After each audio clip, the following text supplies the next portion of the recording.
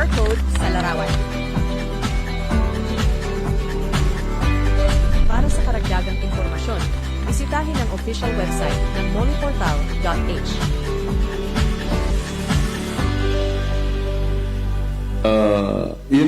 Ganito yon sabihin ko sa inyo. Makinig kayo. Binabati ko po kayo at inanyayahan na makinig dito lang sa himpilang DXTC 95.9 Radyo Natin FM, Cotabato City. Maraming salamat po. Sabihin ko sa di magaga. Ito ang News Radio Hot Balita. DXTC 95.9 na Radyo Natin FM, Cotabato City is a proud member of the KBP, kapisanan ng mga broadcaster ng Pilipinas of MBC Manila Broadcasting Company or Media Group. Itama po ang inyong mga oras sa buong kapuluan na 8 minuto makalipas ang alas 7 ng umaga. Bismillah, assalamualaikum, ang kapayapaan ay sumasa inyong magandang umaga, Bangsamoro. Welcome aboard sa Hot Balita alas 7. Ngayon ay ika-19 sa buwan ng Nobyembre 2025 at ika-27 sa buwan ng Jumadal Awal 1447 sa Islamic Isra Calendar. Sa ngalan po ng aming butihing station manager, sa aming admin officer, sa aming news head at sa aming mga media technician, ako po ang inyong makakasama sa looban ng 30 minuto, Radyo Natin Caroline Abad.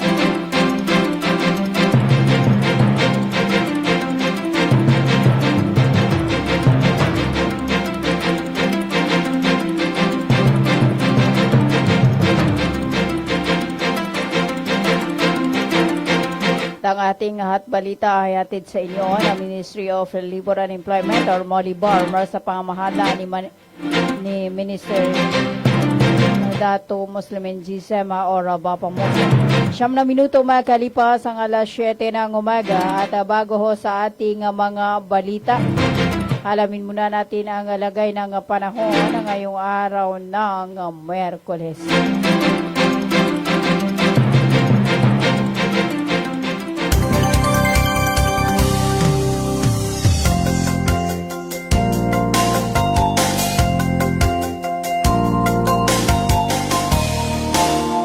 Sampung minuto makalipas ang alas 7 ng umaga at base ho sa inilabas ng Pag-asa, November 19, 2025, alas 5 ng umaga, ang sterlites ay nakakaapekto sa Caraga, samantala ang Intertropical Convergence Zone ay nakakaapekto sa bahagi ng Mindanao.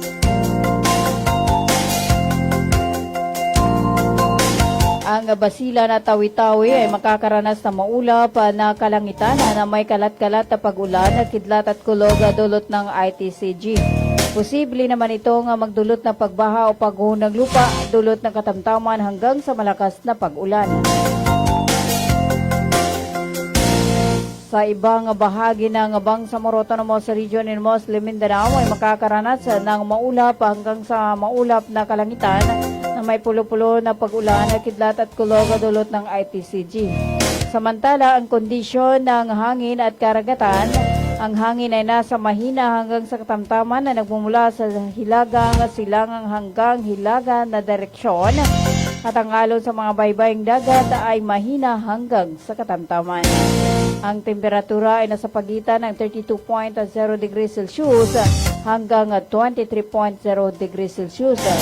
Sumikat ang araw alas 5:35 ng umaga at lulubog alas 5:22 ng hapon. At yan ang ating ulat panahon mula sa DOST Pag-asa Cotabato. At ang ating ulat panahon ay inihahatid sa inyo ng MOST BAR sa pamamahala ni MP Minister Bailing Emma Mantawi. At ito ay suportado ni Bangsamoro Chief Minister Abdurrauf A. Makakua. At katuwang ang radyo natin, laging alerto, maging handa, mga kabangsamoro.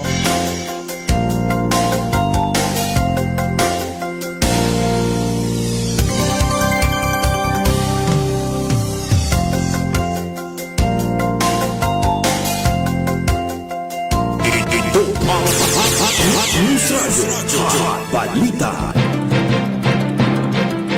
12 minuto makalipas ang alas 7 ng umaga, kayo pa rin ay patuloy na nakikinig sa 95.9 na radyo natin FM Cotabato City. At para sa ating mga balita,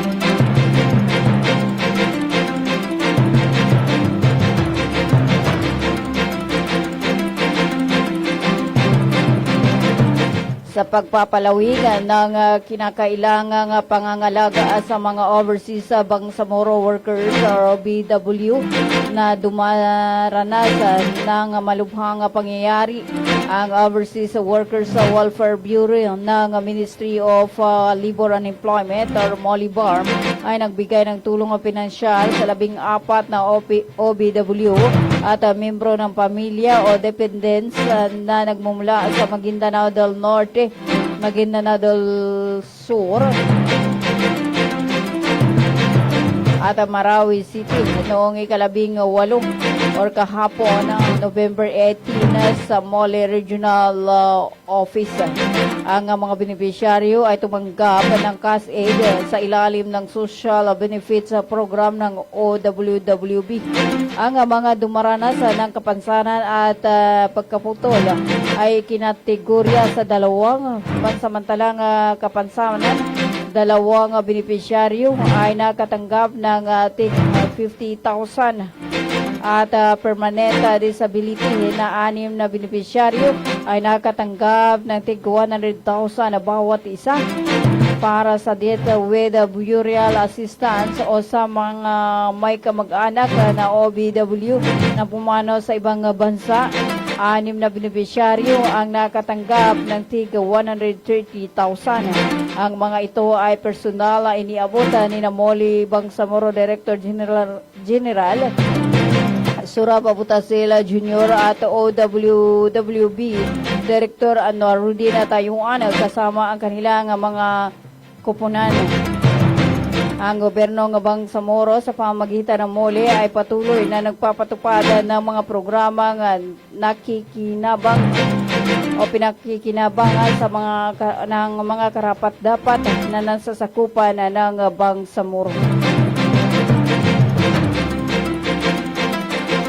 15 minuto makalipas ang alas 7 ng umaga. Para sa iba pa nating mga balita, pinangunahan ng Bangsamoro Planning and Development Authority ang isinagawang Third Burma Private Sector Organization Summit na ginanap sa KCC Mall Convention Center kahapon. Ika-18 sa buwan ng Nobyembre, taong kasalukuyan, na layunin ng nasabing aktibidad ay palakasin ang relasyon sa pagitan ng pribado at publikong sektor sa rehiyong Bangsamoro na may timang strengthening the humanitarian development, peace, nexus, and advancing regional economic integration in Burma. Sa mensaheng ipinahatid ay pinabatida ni Cotabato City Mayor para sa lahat. Bruce Matabalaw na siyang bilang kinatawan ng City Administrator Miss Mahami Timbang, kinagalak nito ang naging inisyatiba ng BPDE sa paghikayat ng investors sa rehiyon na siyang makapagbibigay ng dagdag kapital at trabaho sa Burma at sa Cotabato City. Tinalihuan nito ng iba't ibang sektor sa edukasyon, private stakeholders, civil society organization at mga kakibat ng Bangsamoro government na may adhikain na mas patatakin ang ekonomiya at magkaroon ng pangmatagalang kapayapaan sa rehiyong Bangsamoro.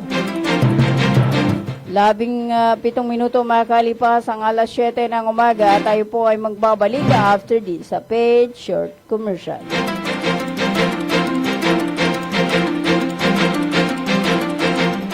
Assalamualaikum. Alam nyo BARM, ang COMELEC voter registration ay bukas na para sa non-BARM areas. Pero sa BARM areas ito ay magsisimula pa lamang sa May 1 hanggang May 18, 2026. Gayunpaman, maaari pa rin kayo mag-avail ng Special Register Anywhere Program o Register Anywhere Program sa labas ng BARM. Pero ang application nyo ay mapoproseso lamang simula May 1, 2026. Syukran!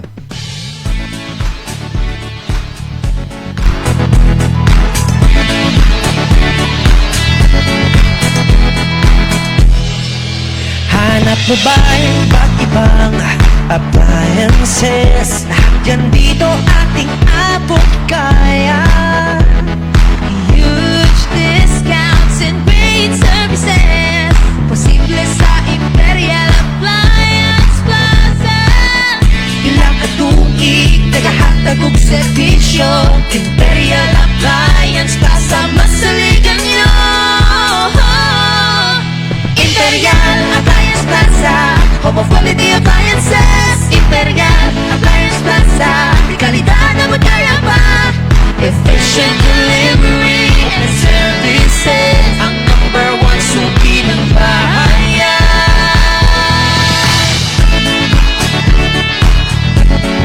Nanguna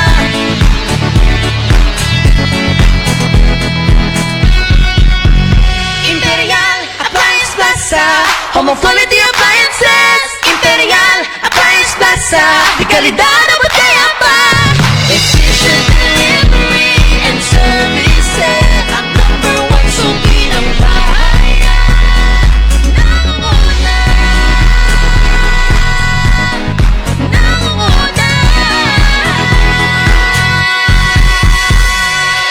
Bisitahin ang Imperial Appliance Plaza, located Makakuwa 35th Street, Liam Poblacion 5, Cotabato City. Bumili at manalo ng 300 tips to make a raffle promo sa KCC Mall of Cotabato. May 1 raffle entry sa bawat 200 pesos sa KCC Department Store o 1 raffle entry sa bawat 500 pesos sa KCC Supermarket gamit ang KCC Forever Bonus Card. May chance ka pang manalo ng 40 million shopping money. Milyong exciting prizes. KCC Supermarket, nakabarato. Everything's here at KCC for you. Inihahandog ng Ministry of Labor and Employment, BARMM, sa pamamagitan ng Bureau of Employment, Promotion, and Welfare. Mole Job Portal project na binuo para sa mga aplikanteng naghahanap ng trabaho at mga pribadong establishmento, kumpanya at recruitment agencies na nangangailangan ng mga trabahante. Libre. Madali. Ligtas gamitin para sa mga job seekers at employers. Narito ang iilan sa features at function ng online platform system na ito.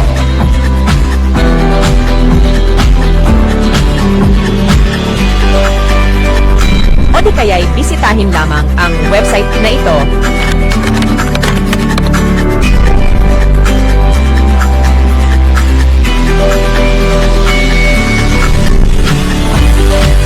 O maaari din i-scan ang QR code sa larawan. Para sa karagdagang impormasyon, bisitahin ang official website ng moniportal.h.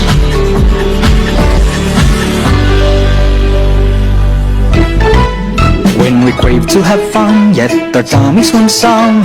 Everyone is thinking of a crunch. With grilled chicken inside and if deliciously fried, Virginia crunchy chicken nuggets. Here it is, it's extraordinarily crunchy. Virginia crunchy chicken nuggets. It's real chicken goodness, tasty oh yes, crunchy goodness in every bite. Virginia crunchy chicken nuggets.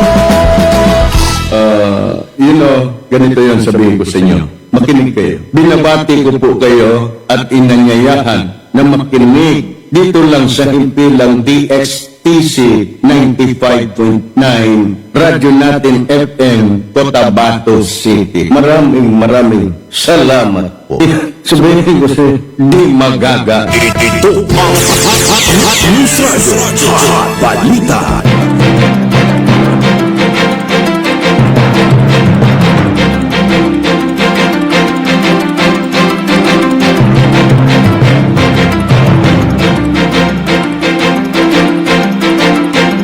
Itama po ang inyong mga oras sa buong kapuluan na 23 minuto makalipas ang alas 7 ng umaga. Kayo pa rin ay patuloy na nakikinig sa 95.9 na Radyo Natin FM Cotabato City.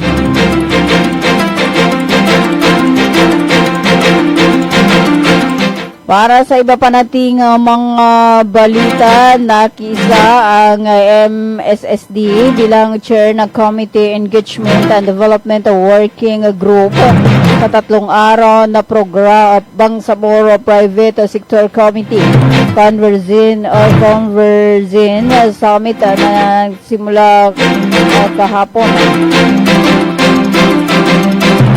Nagsimula kahapon at magtatapos sa ika-20 sa buwan ng Nobyembre 2025. Ang summit ay nagsilbing pag-isa ng 3 malaking inisyatiba o inisyatibo ng iba't ibang ahensya ng BARM. At kahapon ay ginanap itong 3rd BARM Private Sector Summit na pinangunahan ng Bangsamoro Planning and Development Authority. At ngayong araw ay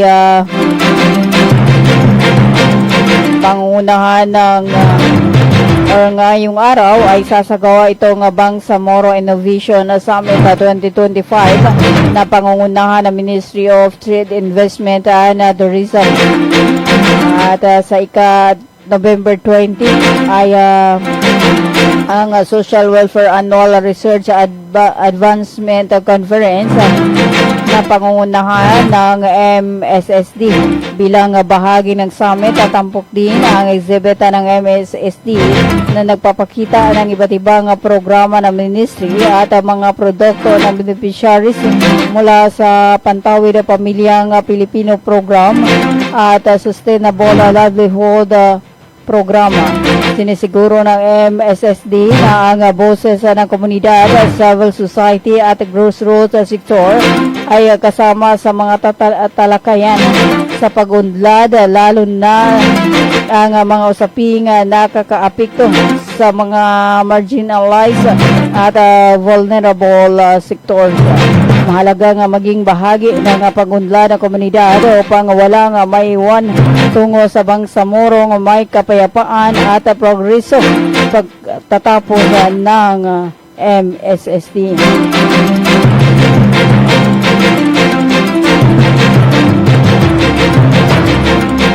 Ang 26 na minuto makalipas ang alas 7 ng umaga.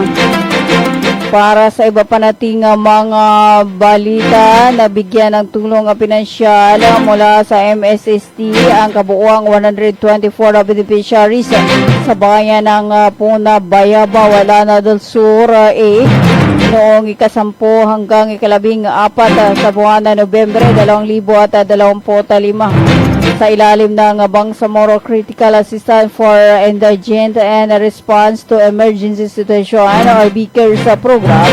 20 indigent beneficiaries ang nakatanggap ng tulong pinansyal noong ika-10 sa buwan ng Nobyembre bilang tugon sa mga emergency at crisis na kanilang kinakaharap. Samantala, 104 indigent solo parents naman ang nakinabang sa pinagkaloob na tulong noong ika-14 sa buwan ng Nobyembre. Bawat solo parents ay tumanggap ng 1,000 kada buwan sa ilalim ng Dakila Bangsamoro program na naglalayo nga magbigay ng tulong pinansyal upang masuportahan ang mga pangunahing tagapagtaguyod ng kanilang pamilya.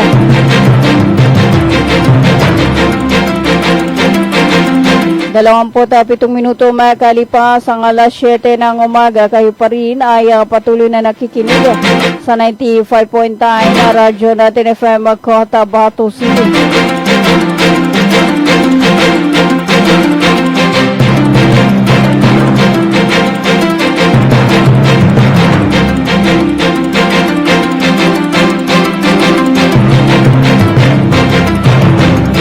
Para sa iba pa nating mga balita, nasa pahanan ng mga kaukulang smuggling cases ang isang Army Scout Ranger na nakumpiskahan ng abot sa 194,680 ng mga sigarilyong gawa sa Indonesia sa isang checkpoint ng mga pulis sa barangay Makasandag sa Parang Maguindanao del Norte noong araw ng Sabado, ika-15 sa buwan ng Nobyembre taong kasalukuyan. Ito ang kinumpirma kahapon ng mga opisyal ng Police Regional Office sa Bangsamoro Autonomous Region sa Camp Esquipindatuna sa Parang Maguindanao, isa sa 12 na mga bayan sa Maguindanao del Norte. Agad na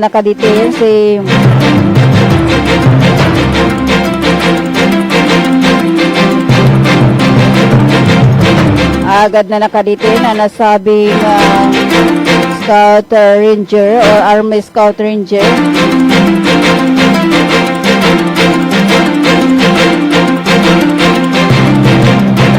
ng 1st Scout Ranger Battalion na nakabase sa Carmen at Cotabato nang makita ng mga pulis na may karga ng mga imported na sigarilyo ang kanyang kotse na kanilang hinarang para lang sana sa isang routine plain view inspection sa isang roadside checkpoint sa barangay Makasandaga. Agad na pinigilan ng mga pulis ang nasabing suspect at kinumpiska ang mga sigarilyong gawa sa Indonesia abot sa 194,680 ang halaga na lulan ng kanyang minamanihong Toyota Vios may plakang GAB 1070. Nasa kustodiya na ng Probar ang mga sigarilyong imported na nakumpiska sa nasabing checkpoint operation at nakaditin na rin ang nasabing Army Scout Ranger. 30 minuto makalipas ang alas 7 ng umaga at ang ating hot balita ay hatid sa inyo ng Alrais Coca-Cola Ventures Corporation na sa pamahala ni Manager Abidin E. Ali. At also hatid sa inyo ng Cotabato Institute of Technology Foundation Incorporated at ng Green Pharmacy. Hatid din sa inyo na Bangsamoro Sharia Lawyers League of the Philippines Incorporated na matatagpuan sa may Makapagal Street, Sinsuat Avenue, Cotabato City at ng Searchwat Service Center. Hatid din sa inyo na Virginia Crunchy Chicken Nuggets o Virginia Food Incorporated at ng Pie Marketing na matatagpuan sa Exit Road malapit lang sa MGM Mall, Isola na Sultan Kudarat.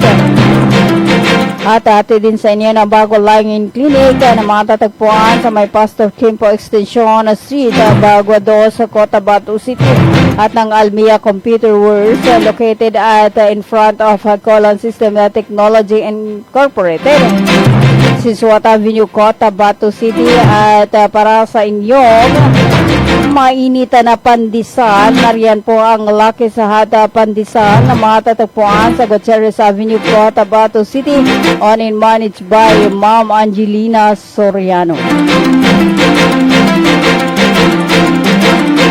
At panatilihing malakas, malusog ang pangangatawan ng magsinergiya. Lahat ng produkto ng sinergiya ay pure na natural. Certified World Health Organization, Department of Health, FDE approved, halal certified. Para sa karagdagang impormasyon, tunguhin lang o tungkol sa Synergia product, tumawag lamang kay Mamut sa Kawang-Kawangan sa number na 0975-576-5811.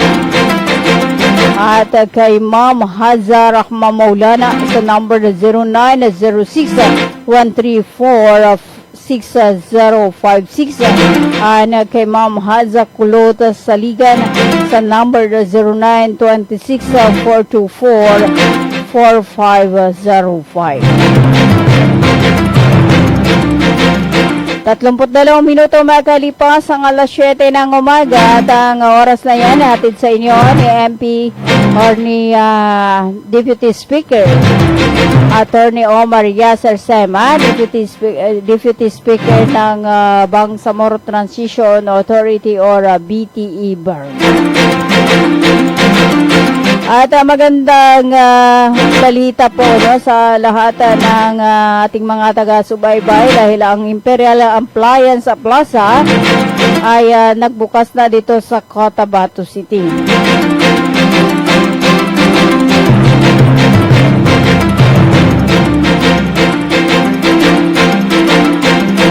At samantalahin po ang kanilang mga promo, punta na sa Imperial Appliance Plaza, di kalidad at abot kaya pa. Number 1 suki ng bayan na may serbisyong maasahan. Ang Imperial Appliance Plaza ay matatagpuan sa may Makakuwa 35 Street, Lim, Poblacion 5, Cotabato City.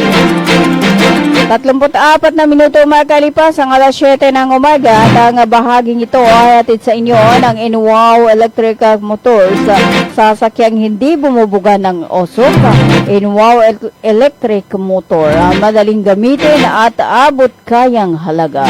Para sa inyong mga katanungan, mag-text lamang sa 0926-95-80840 0926-95-80840. 34 na minuto makalipas ang alas 7 ng umaga at yan na po ang kabuuan ng ating Hot Balita alas 7. Ngayon ay ika-19 sa buwan ng Nobyembre 2025 at ika-27 sa buwan ng Jumadal Awal 1447 sa Islamic Hijra Calendar. Sa ngalan po ng aming butihing station manager, sa aming admin officer at sa aming news head at sa aming mga media technician, ako po ang inyong nakasama, radyo natin Carolina Abad, hanggang sa muli sa ganito ring oras at impilan 95.9 na radyo natin FM Cotabato City. Tuloy-tuloy sa pagbabalita, tuloy-tuloy sa serbisyo, sama-sama tayo Pilipino at sama-sama tayo Bangsamoro. 35 minuto makalipas ang alas 7 ng umaga.